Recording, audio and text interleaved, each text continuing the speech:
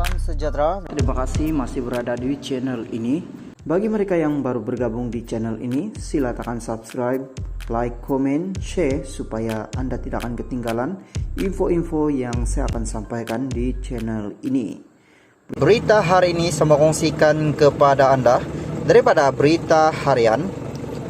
Saya sedia dicabar Ahmad Zahid.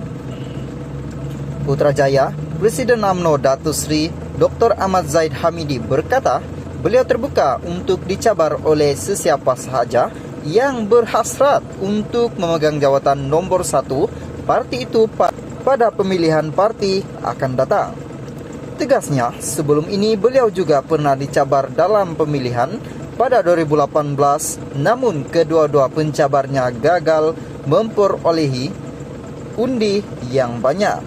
Dulu pun saya dicabar, 2 orang cabar saya, undi kedua-dua orang yang mencabar saya itu masih belum sama dengan undi yang saya perolehi. Bukan saya nak riak, tapi itu sudah terbukti pada 2018, malah kombinasi undi kedua-duanya itu sangat kurang berbanding dengan undi yang saya perolehi. Bukan riak, bukan sombong, bukan takbur, bukan ujub. Katanya pada sidang media Majlis Amanat Tahun Baharu 2023 di Kementerian Kemajuan Desa dan Wilayah.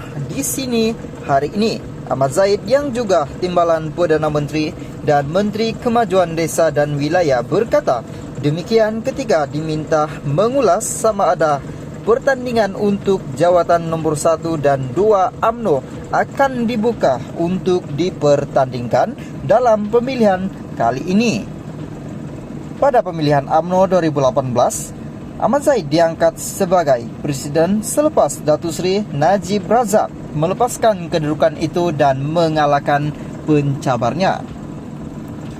Ahmad Zahid memperolehi 93 undi, menewaskan 4 pencabar termasuk Ketua Pemuda UMNO yang juga ahli Parlimen Rembau ketika itu Khairi Jamaluddin yang mendapat 51 undi dan veteran UMNO.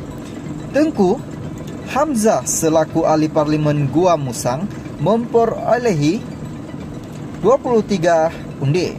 2 lagi pencabarnya yang kurang dikenali yaitu ahli UMNO bahagian Bandar Tun Razak Muhammad Iqbal dan ahli UMNO bahagian Iskandar Putri Muhammad Yusuf Musa Jamaluddin gagal memperolehi sebarang undi.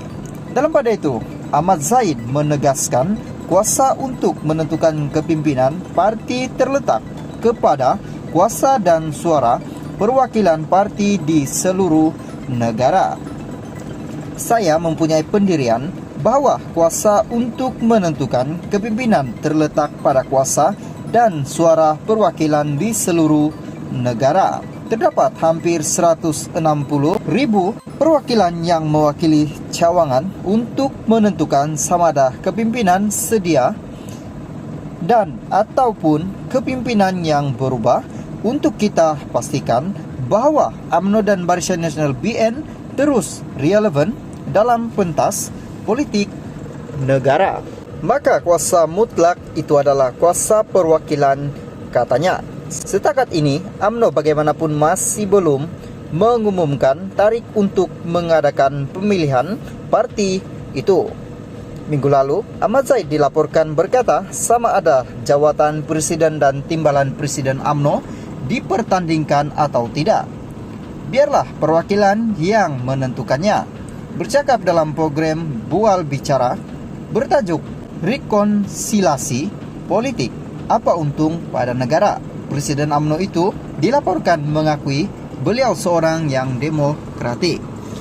Isnin lalu, Timbalan Pengurusi UMNO Johor, Datu Nur Jazlan Muhammad berkata, jawatan presiden dan timbalan presiden UMNO tidak perlu dipertandingkan. Sebaliknya, parti itu perlu fokus kepada usaha pengkukuhannya selain mengembalikan semula kepercayaan rakyat. Baik, kita fokus kepada macam mana nak kukuhkan kembali UMNO dan mengembalikan semula kepercayaan rakyat selepas parti difitnah teruk selama ini, katanya. Kemarin pula, Ketua UMNO bahagian Alor Setar, Datu Yusuf Ismail berkata UMNO berisiko berdepan mudarat lebih besar jika menyekat demokrasi dalam parti itu dengan menghalang 2 jawatan tertinggi parti daripada dipertandingkan. Katanya, alasan memelihara kestabilan yang digunakan pihak tertentu bagi menyekat pertandingan jawatan presiden dan timbalan presiden tidak berasas dan memualkan. Pada sidang media semalam, Ahmad Zaid juga ditanya sama ada parti itu akan menjemput mana-mana parti gabungan dalam kerajaan perpaduan untuk menghadiri Perhimpunan Agung UMNO PAU 2022 minggu depan, dan beliau menjelaskan bahwa UMNO mengambil pendirian untuk tidak berbuat demikian. PAU 2022 asalnya dijadwalkan berlangsung pada 21 sehingga 24 Desember lalu, tetapi ditangguhkan kepada 11 sehingga 14 Januari ini. Halo guys, salam sejahtera. Terima kasih masih berada di channel ini. Bagi mereka yang baru bergabung di channel ini, sila tekan subscribe, like, komen, share supaya Anda tidak akan ketinggalan info-info yang saya akan sampaikan di channel ini. Berita hari ini saya kongsikan kepada Anda daripada Astro Awani. Kerajaan tekad kembalikan uang negara yang dicuri PM Anwar. Kuala Lumpur, kerajaan bertekad untuk coba mengembalikan sebahagian wang negara yang telah dicuri akibat perbuatan pihak yang tidak bertanggung jawab dan terpelit dengan gejala rasuah. Perkara itu ditegaskan Perdana Menteri Datuk Seri Anwar Ibrahim yang menyifatkan perbuatan itu sebagai satu kerugian besar terhadap negara. Orang-orang yang pernah jadi Menteri Keuangan, Perdana Menteri tatkala mereka ini berkuasa, bukan ratusan juta ringgit yang dipunggah, malah melibatkan berbilion ringgit. Kerajaan ini akan pastikan sekurang-kurangnya sebahagian daripada dana yang dipunggah itu dipulangkan semula kepada rakyat. Ini bukan jumlah yang kecil. Sekiranya perkara ini berterusan, tentunya akan ambil tindakan, katanya. Beliau berkata demikian ketika menyampaikan amanat Tahun Baharu 2023 di Masjid Putra menerusi program Mujad Ambang Tahun Baharu 2023 pada Sabtu. Jelasnya lagi, seorang individu yang menjawat jawatan sebagai Perdana Menteri juga tidak mempunyai kuasa untuk melepas